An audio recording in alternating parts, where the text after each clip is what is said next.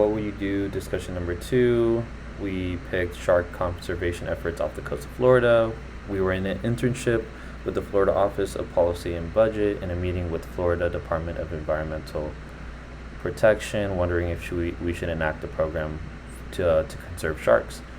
We did some research. Sharks are top predators. They prevent overconsumption and overpopulation, and they maintain a balance of producers and consumers at the coral reefs. Senior scientists at a meeting said that we should protect the sharks, label them as endangered species because they are threatened by overfishing and environmental impacts.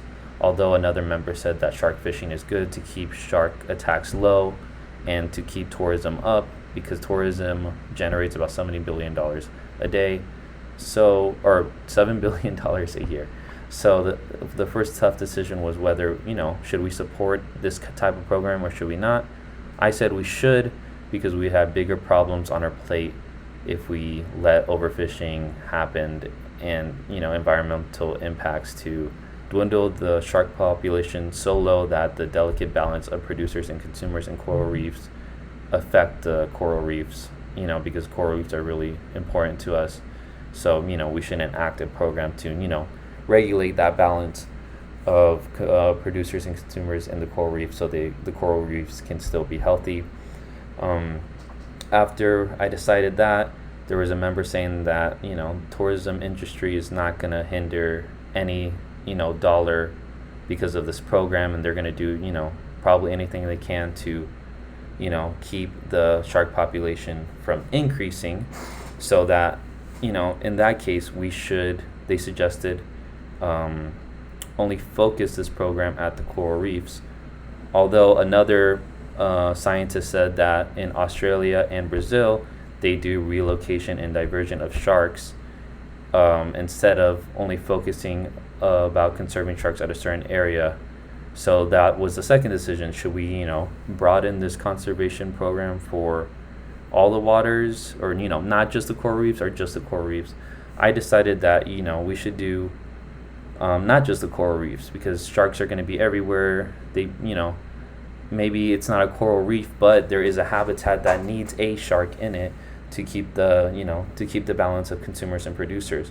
So I decided that we should, make this conservation program everywhere, not just the coral reefs. In Chapter 5, Section 4, they talked about protected areas, and I think that's what I'm trying to avoid.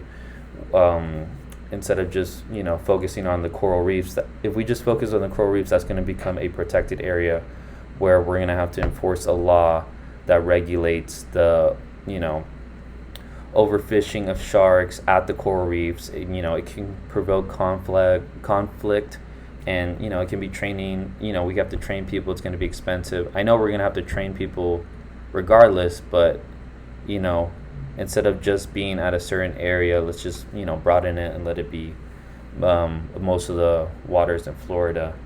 So I'm just trying to avoid, enforcing laws or enforcing as much laws as possible, because there is going to be overfishing of sharks regardless. So I think, maybe we should just keep it at a bigger area, a broader area, so it doesn't seem that, all these problems, the conservation of sharks is going to be at a really, controlled area. Rather just, keep it broad and just be flexible with it. That's just my initial thoughts, but yeah.